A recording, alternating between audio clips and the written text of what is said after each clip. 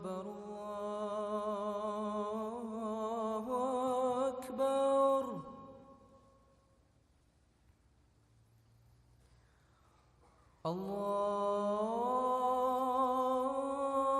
الله أكبر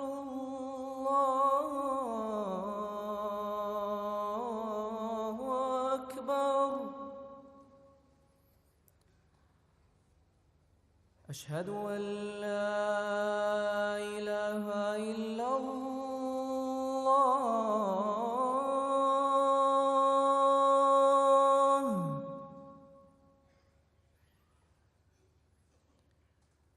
أشهد أن لا إله إلا الله.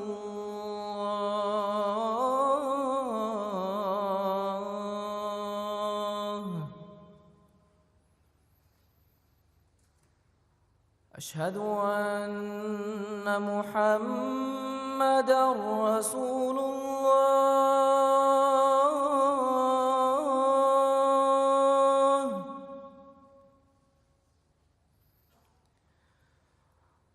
أشهد أن محمدًا رسول الله.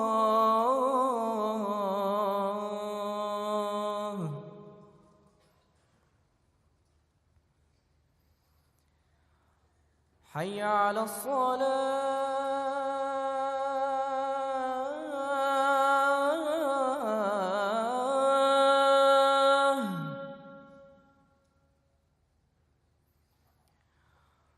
حي على الصلاة.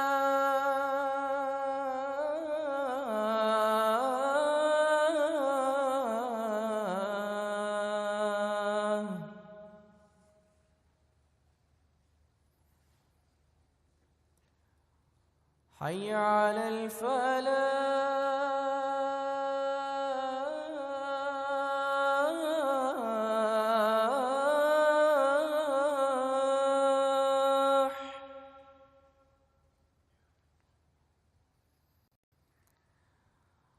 حي على الفلاح.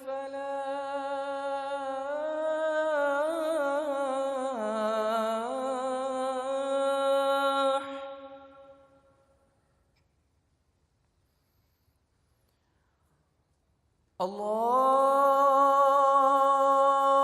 أكبر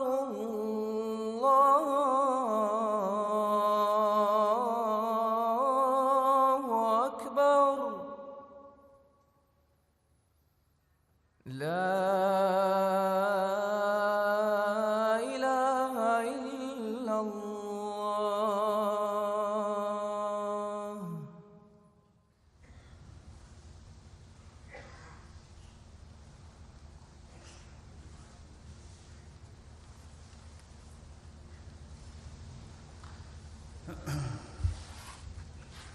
السلام عليكم ورحمة الله.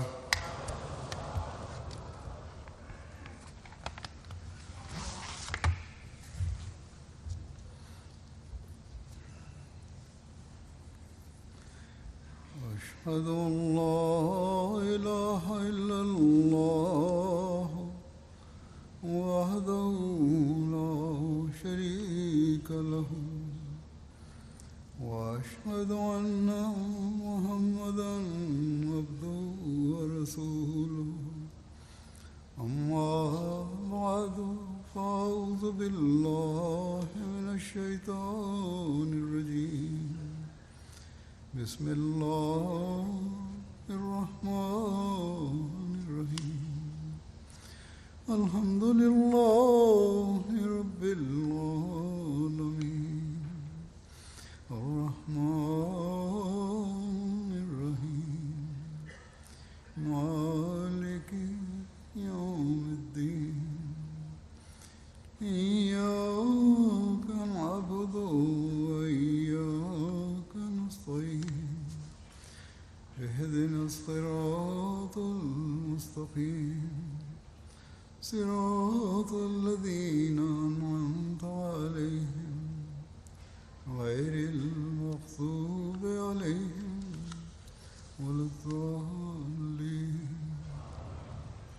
شروع کېږي لګیا ده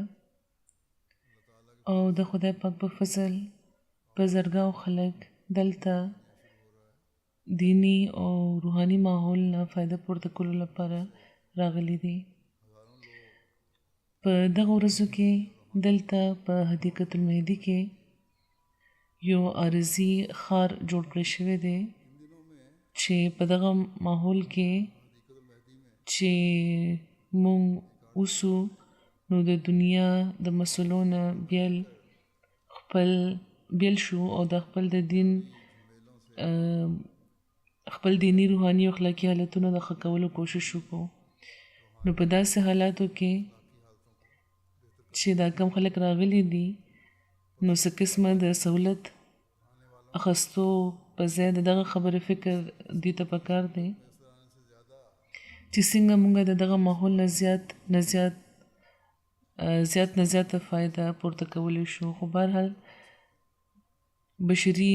ضروریات دي چې انسان سره لګېدلې دي نو ځکه انتظامیه دا کوشش کوي چې دغه ضرورتونو د پوره کولو او دا کم خلک چې راغلي دي نو تر کومه حده چې ممکنه ده هغوی ته د آرام د رسولو انتظام دی کیدای شي هغه دی هغوی وکړي او همدې لپاره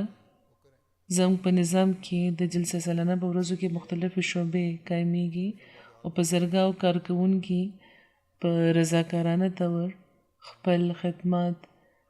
د حضرت مسیح موعود علیه السلام د مېلمنو د خدمت لپاره وړاندې کوي. حضور فرمایي نو چې په دغه حواله مخکې خو به زه د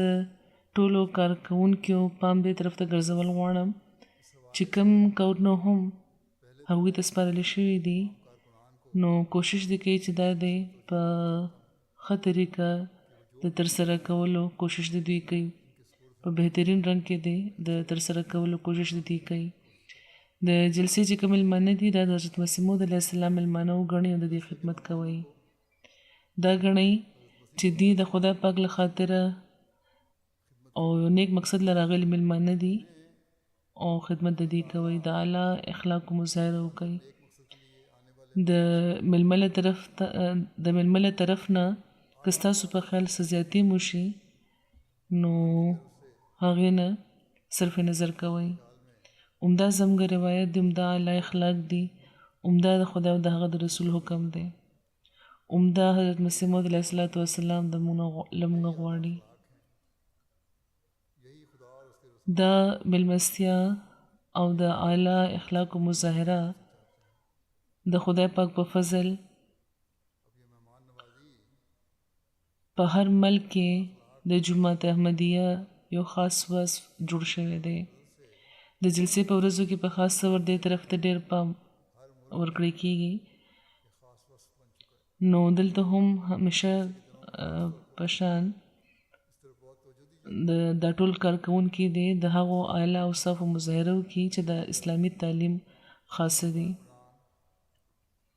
حضور فرمایي چې زه خبر یم چې ټول کارکوونکي هم په دغه جذبه کار کوي او اوس هم به کوي. او حضور فرمایي چې پرون چې کوم کارکوونکیو ته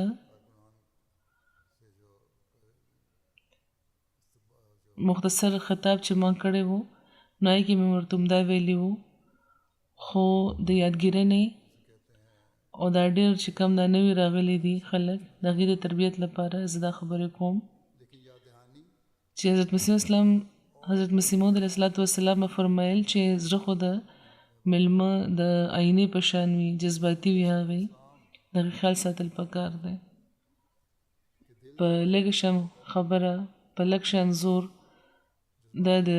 ښیښې په شان مات شي. ډېر نازک وي د مېلمه زړه او بیا د هغه تل لپاره د ځینې وخت د تندک خوړو سبب جوړ شي. بس خلک چې صحیح طریقې محسوس نه کوي چې دا خو د کارکوونکي غلطي وه د جومات د تعلیم په دې کې څه قصور نشته. خو بهرحال ځینې خلک وي چې تندک وخوري په روحاني طور. خو ځینې حضور فرمایي خو ډېر د خیال ساتلو اجر دی خو بهرحال دا خبرې د هغو خلکو باره کې دي چې نوې راغلي دي چې چا تربیت سم نه دی شوی یا په جومات کې لا شامل شوي نه خو دلته چې کوم راغلي خلک دي نو یې کې زیاتره د خدا پاک په فضل احمدیان دي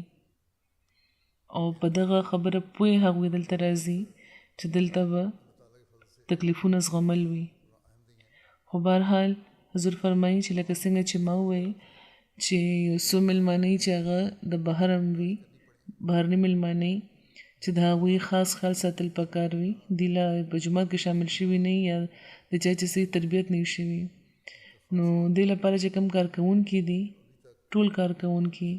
د هرې شعبې کارکوونکي چې کوم دي دې ته د خپلو مېلمنو د خیال په ښه طریقه د خیال ساتلو کوشش کول پکار دی که هغه د ټرافیک ذمهواري ده که د پارکینګ ذمهواري ده یا د روټۍ خورولو ذمهواري ده یا د نظم و ضبط ذمهواري ده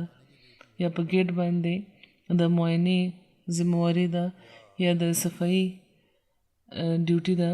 ذمهواري ده یا د اوبو ورکولو ذمهواري ده یا کوم هم چې ذمهواري ده کوشش کوئ چې تر خپله وسه د میلمه لپاره د سهولت انتظام وي او څه قسمه تکلیف دی او هیڅ قسم تکلیف دی ورته ونه رسي حضور فرمایي چې ځینې خبرې به دې نه پس زه میلمنو ته به مل غواړم همدغه شان څه انتظامي خبرې دي هغه به هم زه کوم د میلمنو لپاره خو د ټولو نه مخکې زه دا خبره کول غواړم چې تاسو د یو نیک مقصد لپاره دلته راغلي یئ او د حضرت مسیح موعود علیه السلام میلمانه جوړ شوي دلته راغلي یئ دنیاوي اعزاز او د دنیاوي خدمت په ځای هغه اعلی اخلاقو کې نور ترقي کول خپل د نظر وړاندې ساتي چې د یو حقیقي مسلمان تر امتیاز دی او چې د ترلاسه کولو لپاره تاسو دلته راغلي او راتلل پکار دی دغه مقصد لپاره بېشکه د جومات د نظام د لاندې لکه څنګه چې ما وویل چې دغه پاک او د برکتي او با مقصده سفر کوونکي چې کوم مسافران دي او مېلمانه دي د هغې د خدمت انتظام موجود دی د خدمت نظام موجود دی او ضرورتونو لپاره چې څه چې کېدی شي کم ضرورتونه د هغې د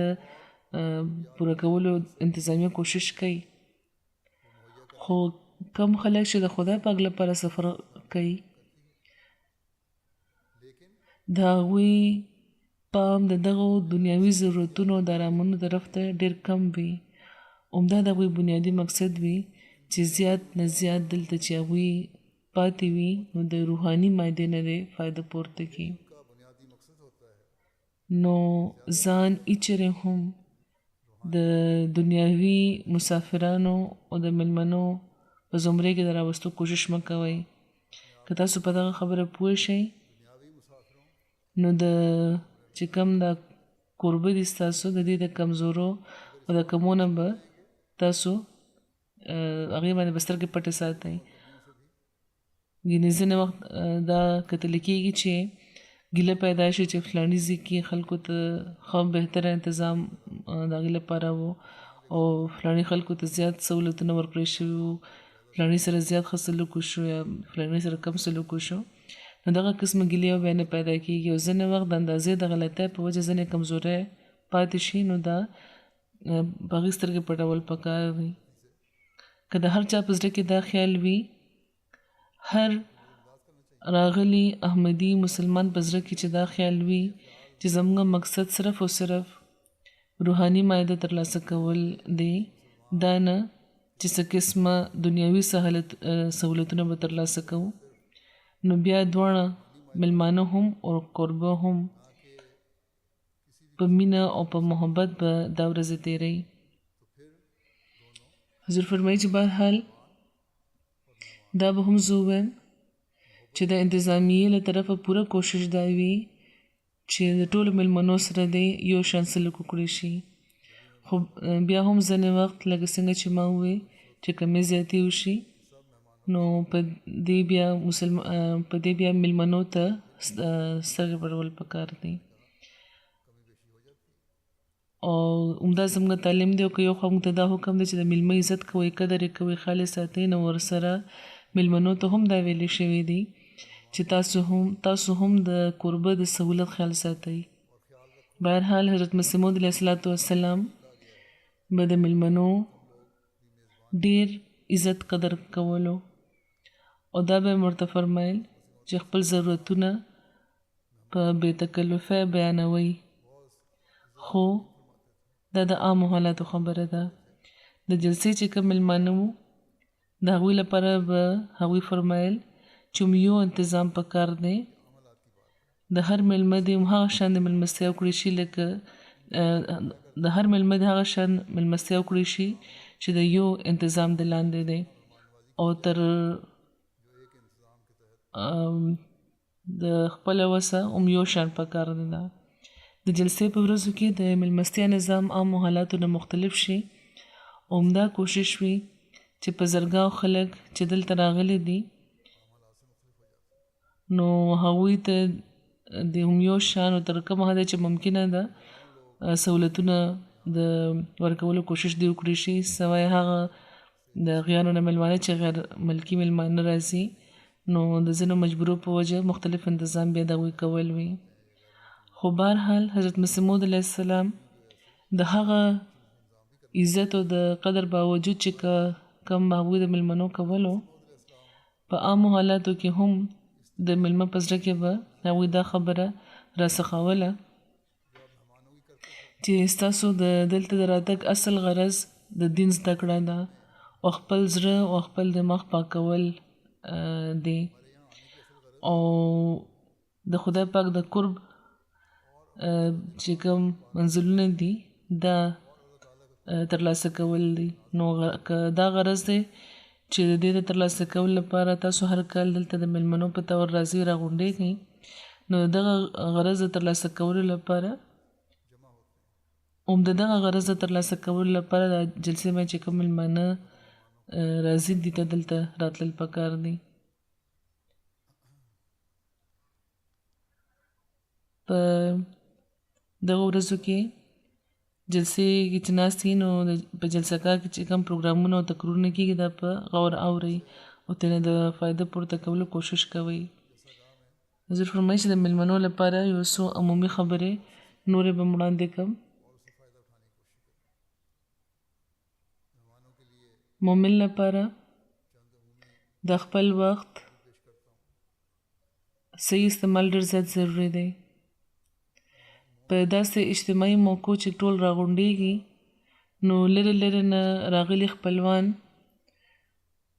او د پیژندګلو چې کم خلک یي نو د هغوی خواهش دی چې یو بل سره دې کښېني ملاقاتونه دې کوي او اوس چې صرف د یو ملک اوسیدونکي د خپلوانو پیژندګلو خلک نه بلکې د نورو ملکو نه هم د خپلوانو پیژندګلو خلک راغلي وي خدای پاک د ملاقات سامان خدای پاک پیدا کړي او حضرت مسیح موعود علیه السلام له خدای پاک په خپل فضل هغه جومات ورکړی دی چې چا د ملکونو د قومونو سرحدونه فرقونه ختم کړي دي او د یو عظیم ورورولۍ بنیاد پرېوتی دی مسیح اسلام جلسې کې د شاملېدونکو لپاره یو مقصد هغوی دا هم بیان کړی دی چې جومات چې کوم د ورورولۍ تعلقات دي دا دي مضبوط شي مضبوطي دې پکې پیدا شي موږ د یو قام شو او دې لپاره ظاهره ده چې د ناست یو ځای د ناستې پاستې حاجت هم وي یو بل سره د ملاقاتونو ضرورت یو دا ضروري څیز دی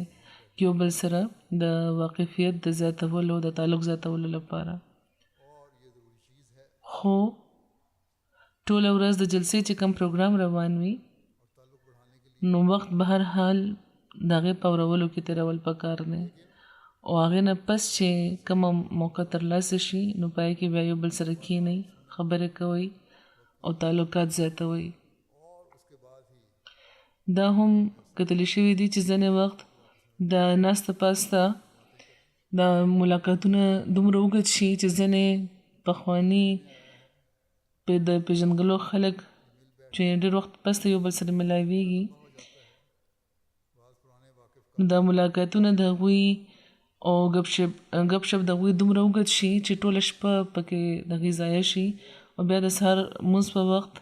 تهجد خو یو خوا د سهار لمونځ په وخت هغوی سترګې هم ډېر په ګرانه غړېږي بیا دا هم وي چې ځینې وخت انتظامیې ته هم په دې کې ګرانه راپېښه شي چې د روټۍ چې کومه مارکېټ هلته دوی په خبرو کې مصروفه وي او روټۍ چې خوري نو په اوږدو اوږدو خبرو کې دوی مصروفه شي او دومره وخت تېرېږي چې بیا کارکوونکي مجبوره شي چې یادګیرونه ورته کوي چې د لمونځ وخت شو یا ډېر زیات وخت تېر شو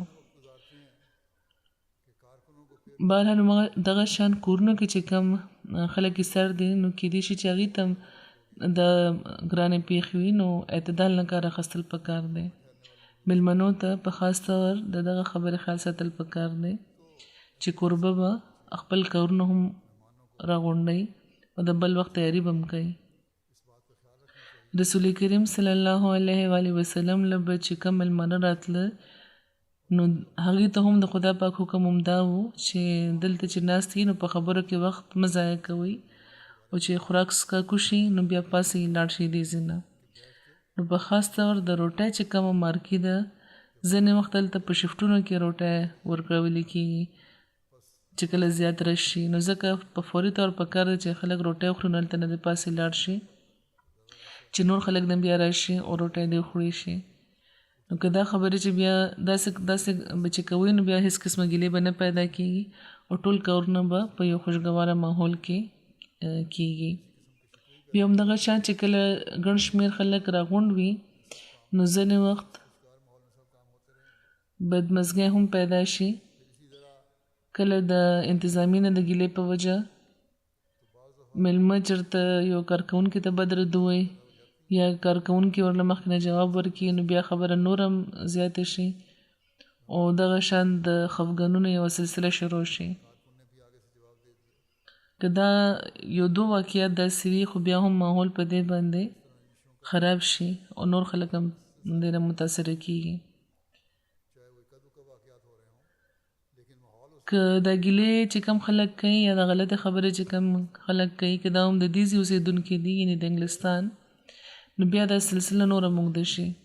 او په نورو موقعو هم بیا د دې اظهار کېږي او صرف همدلته نه بلکې په نورو ملکونو کې هم عمده خبره لیدل شوې ده د حقیقي مومن باره کې خو خدا پاک فرمایي چې هغوی خپله غصه ختموي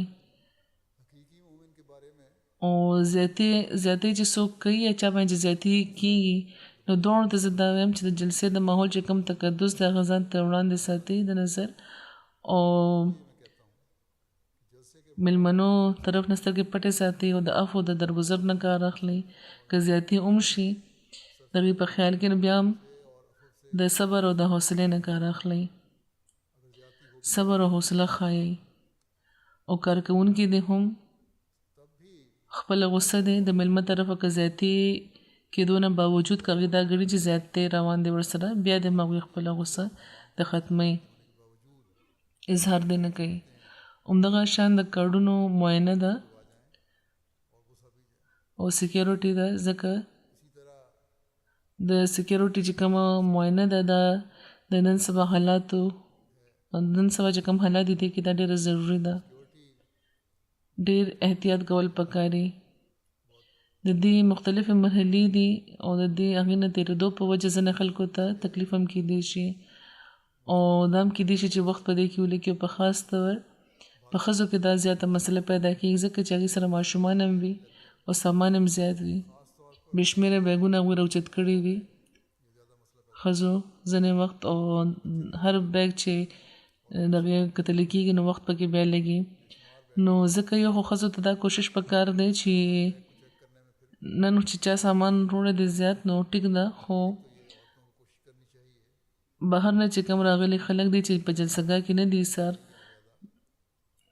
نو هغې او بهر نه چې را رواني نو آینده 2 ورځې کې پکاره چې خپل سامان کم نه کم هغوی دې راوړي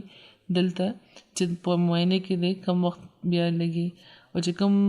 د چا ماشومان دي نو هغوی دې هم د ماشومانو د ضرورت څیزونه دې راوړي او غیر ضروري څیزونه دې نه راوړي په دې بیا هسې به څه وخت دې کې ډېر ولګي وخت ضایع کېږي د انتظامیې هم او د خلکو هم خلک په قطار کې ولاړې انتظار کوي او بیا هغوی انتظامیې باندې الزام لګوي حالانکه کسور ځینې وخت چې کم جلسې کې شامل خلک یې د هغوی وي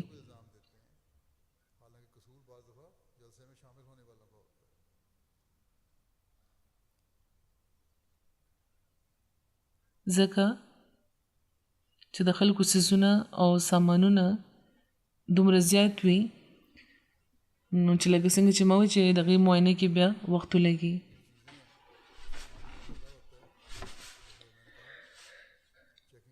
بیا یو بل حکم او وینا د رسول کریم صلی الله علیه وسلم دا ده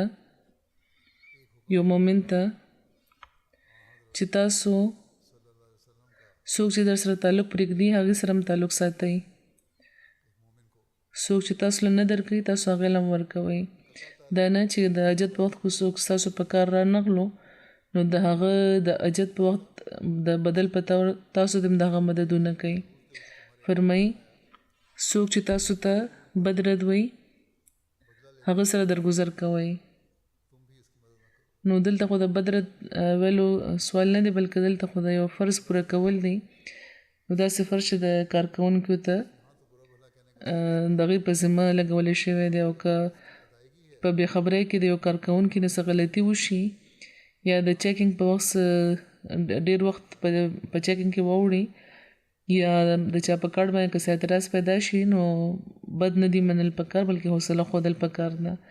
دا خبرې رسول کریم صلی الله علیه وسلم چې فرمایلی دي نو دا د وسط حوصله طرف ته راهنمایي کوي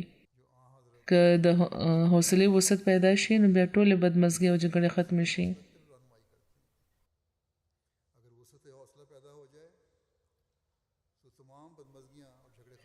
نو حضور فرمایي چې د کم میلمانه دي چې کم خلک ډیوټي ورکوي دواړو ته زه دا وایم چې دا د هغوی فرض دی چې د حوصلې وسط دې وښیي معاینه کوونکو ته دا خیال ساتل پکار دی چې تر څو ممکنه ده سهولت د هغې پیدا کړي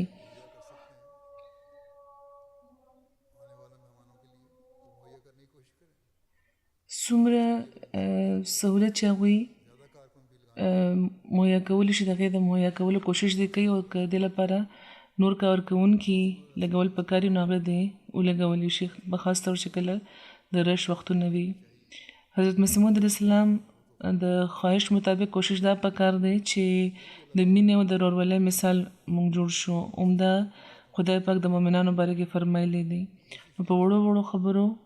یو بل پورې ورختو په ځای کوشش دا کوئ چې خپل د ژوند مقصد د ترلاسه کولو کوشش وکړئ او کم دا په رکوع او په سجود او په عبادتونو ترلاسه کیږي او په ذکر الهي ترلاسه کیږي هر ملمه چې دلته راغلی دی هغه د خپل سفر سوچه د خدای پاک لپاره د جوړولو کوشش وکړي کارکوونکي د میاد ساتي او ملمانه دې هم ځینې غیر چې کم خلک دي اخیار پردي هغوی هم دلته راغلي دي او غیر مسلم هم دلته راغلي دي هر تن چې ملمه دی هر تن ملمم دی او قربم دی او که د اعلی اخلاقو مظاهره دي کوي نو دوی به خاموش تبلیغ هم کوي لګي او په دې بیا په غیرو خاص سر پرېوځي او د اسلام طرف ته د هغوی پام جوړېږي د اسلام د تعلیم د خوبونه هغوی متاثره کېږي بیا یو بل ضروري څیز دا دی چې دلته کم راغلي خلک دي هغوی د یو بل ته د سلام کولو له دې هم رواج ورکړي دې طرف ته زیات نه زیات کوشش کوئ ډېره برکتي او پاکیزه دعا ده چې موږ ته ښودلی شوې ده چې کله میلمه او قربه دواړه یو بل ته سلام کوي نو یو خوا چې هغوی د هر قسمه د ویرې او د فکر نه آزاد شي نو ورسره دا یوه داسې دعا ده چې یو بل فیضیابه کوي دا دعا چې دی یو بل ته کوي نو خدای پاک چې کومه دا پاکیزه او برکتي دعا موږ ته ښودلې ده نو دې طرف ته په دغه ورځو کې ډېر پام کوئ چې هر طرف ته د موږ سلامتی او مینه او محبت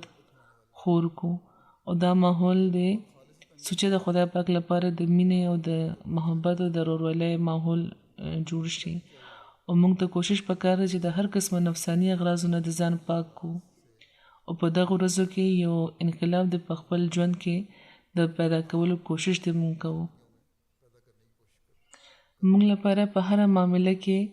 د رسول کریم صلی الله علیه وسلم د صحابه اسوه موجوده ده. د ملمنو د اعلی اخلاقو خدا حل وو چې رسول کریم صلی الله علیه وسلم په زمانه کې به صحابه د رسول کریم صلی الله علیه وسلم د قوت قدسی په وجه به کوشش دا کولو چې د قرآن په هر حکم باندې د عمل کوشش دی هغوی وکړي او لکه څنګه چې د قرآن دا حکم دی چې که یو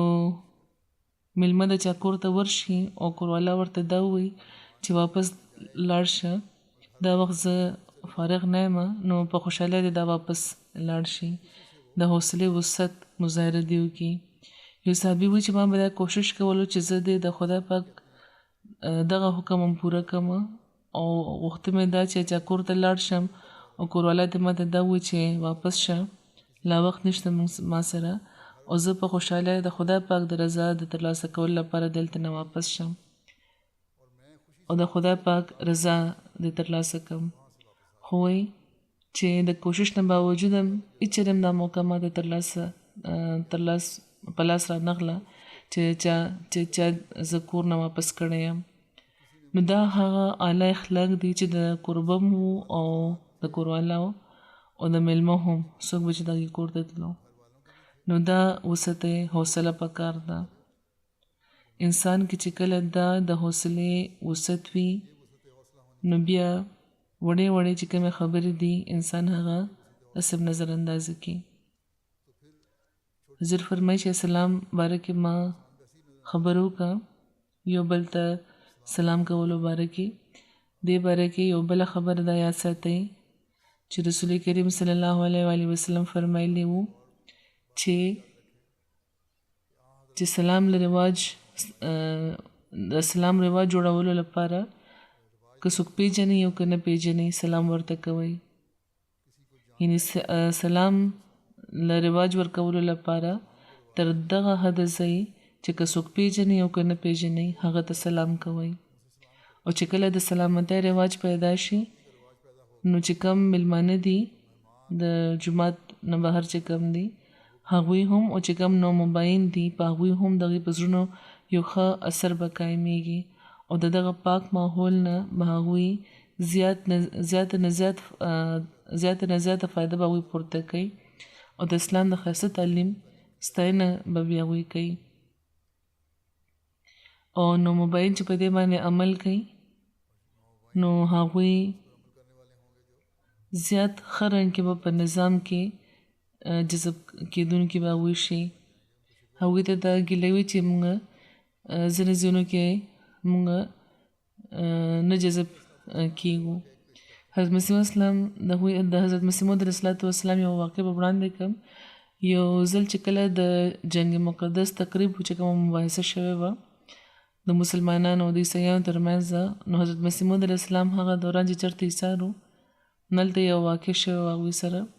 کارکوونکي وایي چې یو ورځ میلمانه ډېر زیات و نو منتظمینو نه هیر شو دا چې د حضرت مسیح موعود علیه السلام لپاره روټۍ ساتل د هغې له روټۍ ورکول ته نه هیر شو او د شپې یوه برخه تېره شوه خو هغوی له روټۍ نه وه ورکړل شوې. حضرت مسیح موعود علیه السلام ډېر د انتظار نه پس چې کله د روټۍ باره کې تپوس وکړو نو دا ټول خلک چې چا انتظام کول هغوی ډېر پریشانه شو او چې دا څه وشو د موږ نه چې روټۍ موږ ایښې نه ده دې لپاره او بازارونه مو بند شوي دي او ډېر ناوخته دی بازار نه روړی هم نه شو نو چې بهرحال وي چې کله مسیح موعود علیه السلام د دغه صورتحال نه خبر شو هغوی ته چې معلومه شوه نو هغوی وفرمیل چې داسې د تکلیف او داسې د ناقلارۍ حاجت څه دی په دسترخوان کې وګوري چېرته چې روټۍ خلکو خوړلې ده که څه بچ را بچ وي خلکو نه نو هغه به کافي وي څه چې پاتې دي هغه راوړئ کله چې دسترخوان وکتې شو نو هلته د روټو یو څو ټوکرو نه بغیر سم نه و، سالن وغیره هم څه نه و. نو مسیح اسلام وفرمیل چې ما لپاره همدا کافي دی او بیا هغوی هم هغه خوړلی و. نو حضرت مسیح موعود علیه السلام چې ټولو نه زیات د رسول کریم صلی الله علیه وسلم عاشق و او د هغوی په سنت باندې عمل کوونکي و، دا خو د هغوی نمونه وه. نو بیا موږ چې د هغوی په جومات کې د شاملېدو دا ولرو نو موږ ته څومره زیات د صبر او د حوصلې او د شکرګزارۍ د دغو جذباتو د هر وخت ښودلو ضرورت دی. په دغو 3 ورځو کې د میلمستیا کې که څه کمې هم پاتې شوي وي نو معافي کوي او انتظامیې ته باندې الزامونه مه لګوئ. کوشش خو د هغوی هم دا پکار دی د انتظامیې چې زیات نه زیات د بهترۍ پیدا کولو کوشش دې کوي. خو د میلمنو له طرفه هم هیڅ قسمه خفګان او ګیله نه ده پکار. که په ښه نیت او د اصلاح له خاطره پام ګرځول غواړئ نو وروستو چې بیا کومې مشورې څوک چې ورکول غواړي نو هغوی بیا مشورې ورکولی شي چې راتلونکي کلونو کې بهتري پیدا شي او نوي راتلونکي لپاره د بیا زیاتو سهولتونو تنظیم وي. حضور فرمایي چې دې نه علاوه زه دغه خبرې طرف ته هم پام ګرځول غواړم چې په دغه ورځو کې مختلف قسمه نمایشونه لګېدلي دي. د حضرت مسلم موعود رضی الله تعالی عنه د یورپ او د انګلستان د دورې 100 کاله سخت کال پوره کېږي لګیا دي.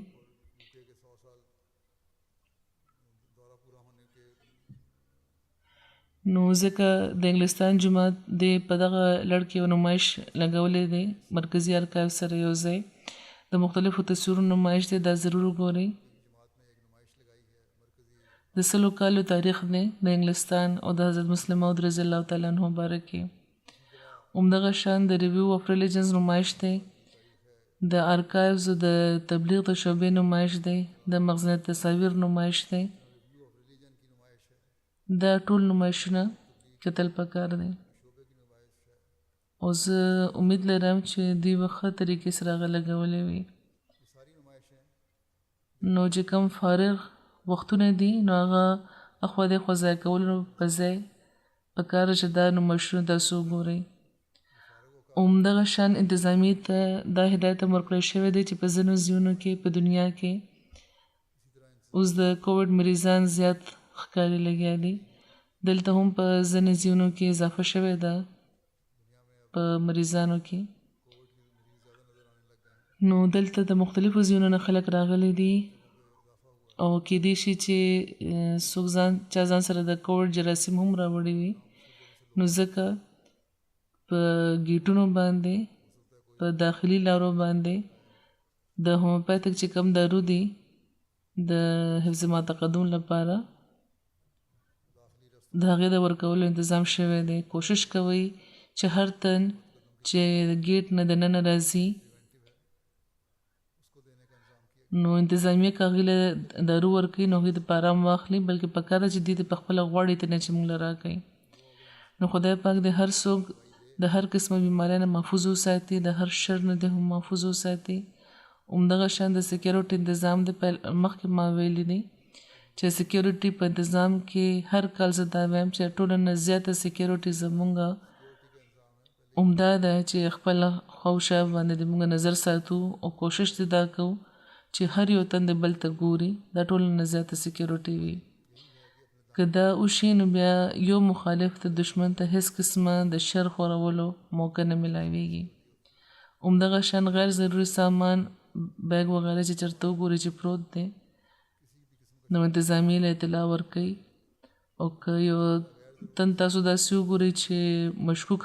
حرکتونه کوي لګیا دی نو بیا هم انتظامیې ته ووایي. بهرحال په دغه ورځو کې د سکیورټي طرف ته خاص پام کوئ. خو د ټولو نه لویه وسله موږ سره د خدای پاک پناه ده او د دغه پناه د ترلاسه کولو لپاره د دعاګانو د خدای پاک د ذکر طرف ته زموږ زور پکار دی او دې طرف ته په خاص طور په دغو 3 ورځو کې زور ورکوي. خدای پاک دې تاسو ټولو له د دې توفیق ورکړي چې په دې باندې د عمل کوونکي تاسو یې او دا جلسه د په هر لحاظ د هر چا لپاره دی بابرکته شي.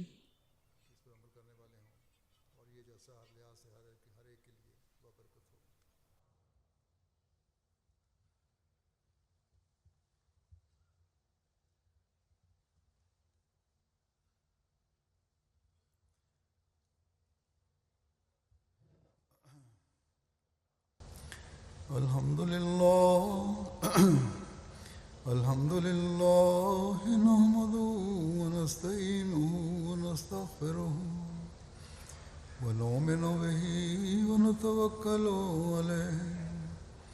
ونعوذ بالله من شرور أنفسنا ومن سيئات أعمالنا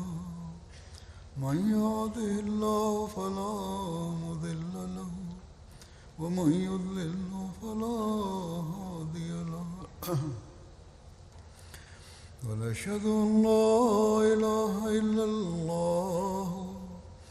ونشهد أن محمدا عبده ورسوله عباد الله رحمكم الله إن الله يأمر بالعدل والإحسان وإيتاء ذي القربى وينهى عن الفحشاء والمنكر والبغي يعظكم لعلكم تذكرون اذكروا الله يذكركم وادعوه يستجب لكم